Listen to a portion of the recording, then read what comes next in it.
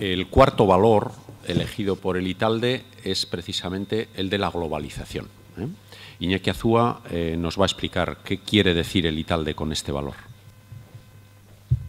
Bien, en principio todos sabemos lo que es globalización, todos hablamos de globalización permanentemente. Y sin embargo, la paradoja es que no somos capaces muchas veces de ponernos de acuerdo qué es, qué significa y qué alcance tiene la globalización. A veces caemos en la caricatura y entendemos que una persona muy local es alguien que tiene poco conocimiento, poca formación, poca apertura de miras, que tiene un poco bagaje cultural incluso, y en cambio una persona que trabaja en la globalización es una persona abierta, experimentada, desde luego muy plena de diversidad y desde luego además siempre dispuesta a aprender. Y eso no siempre es así, no siempre es así. Y nos encontramos con paradojas como la que hemos vivido hace nada en una importantísima crisis industrial, financiera, a nivel mundial que estamos viviendo.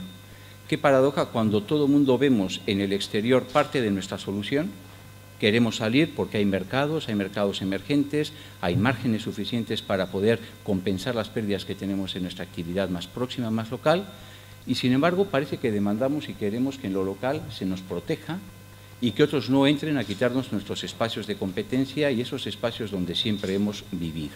Por tanto, qué paradoja. Quiero salir para aprovecharme de todo lo que me da el nuevo mundo y, sin embargo, quiero que nadie entre a mi espacio porque este es mío y aquí yo lo conozco, lo domino y lo tengo. Y eso, evidentemente, no es globalización. La globalización, lo primero, es algo mucho más amplio, mucho más complejo y, además, es algo que lo tenemos ahí. De hecho, en el ITALDE hemos discutido si realmente teníamos que elevarlo a la categoría de valor, porque al final es el entorno en el que nos tenemos que desenvolver. ¿Es valor la globalización?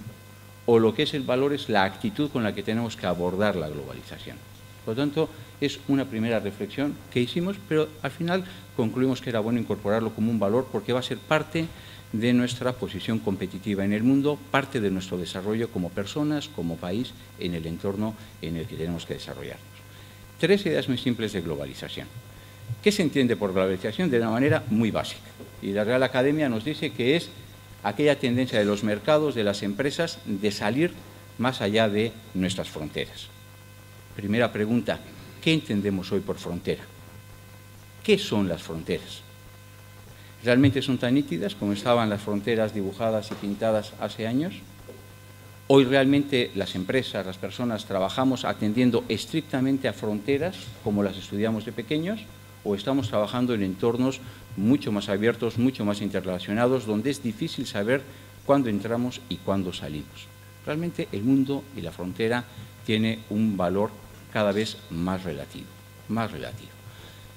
Esto es lo que lleva, por ejemplo, a Daniel Innerarity, que antes ya se ha citado, a decir y simplemente presentarnos una metáfora de entender que ¿qué es globalización? Todo lo que queda fuera. ¿Y qué queda fuera? Nada.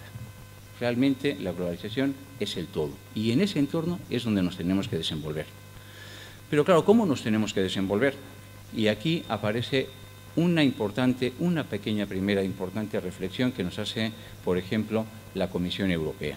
Y es que la globalización, con todas las ventajas, con todas las posibilidades que nos da, también nos puede llevar a una situación tremendamente crítica, y es que es capaz de generar sí riqueza, sí abundancia, sí bienes, sí tecnología, sí movimiento, pero sobre todo puede generar también unas importantes y notables desigualdades y diferencias a nivel mundial, que hagan realmente que este fenómeno de la globalización, en principio positivo, puede tener unas consecuencias realmente negativas, si es que no se adoptan y no se toman medidas suficientes para conseguir un crecimiento y un desarrollo de la misma ordenado. Por tanto, primera reflexión importante, hay conceptos y aproximaciones distintas a la globalización. ¿Qué ha conseguido la globalización en este tiempo donde nosotros tratamos de fijar y vamos a fijar nuestros comportamientos? Por ejemplo, que haya crecido la economía y se han conseguido un importante número de beneficios a nivel mundial. Eso es indudable, eso es indudable. Pero junto con este crecimiento, con esta generación de riqueza que se ha conseguido y se consigue, y cada vez más en la medida que vayamos globalizándonos más y mejor, También es verdad que lo que se ha producido es un proceso en virtud del cual la brecha entre el primer y el cuarto mundo se ha agrandado enormemente.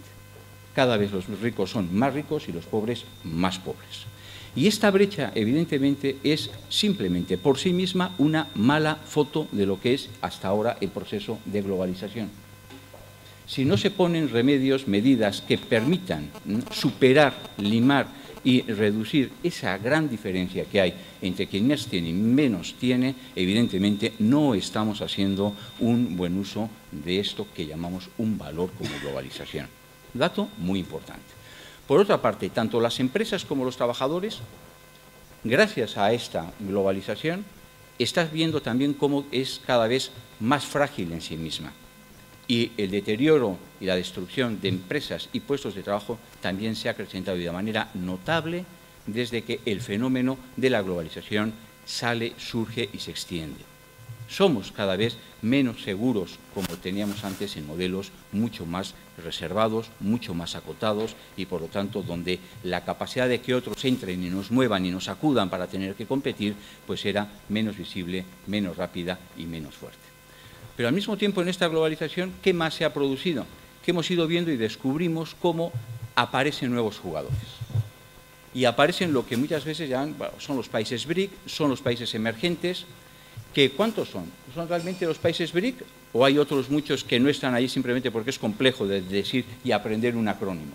Pero realmente lo que sí es verdad es que nadie que estudie un mínimo de perspectiva socioeconómica para el año 2040-2050 que no sepa y no tenga muy claro que las reglas de juego, que quien verdaderamente va a tener un peso en la economía y en las decisiones políticas, culturales y sociales, van a ser países que hasta hace muy poquitos años prácticamente no pintaban nada. Prácticamente no pintaban nada. Y a todo el mundo le sorprende que haya en China más personas millonarias que en toda Europa, pero al mismo tiempo que tenga más pobres, con 1.600 millones de pobres. Pero eso es una realidad. ¿Y qué pasa con Brasil? El otro día estaba con el embajador de Portugal en España, que estuvo y fue uno de los ponentes del Tratado de Lisboa, y me decía, pero ¿no sabéis que en 10 años hay más personas en el mundo que hablen portugués que la suma de todas las personas en el mundo que van a hablar alemán, francés e italiano juntos? ¿Nos damos cuenta del cambio que supone esto? Es que eso de los países emergentes es un fenómeno que va a venir, no, es un fenómeno que ya vino y que está ahí y que tenemos que estar preparados para ellos. Es una nueva realidad, nuevos jugadores.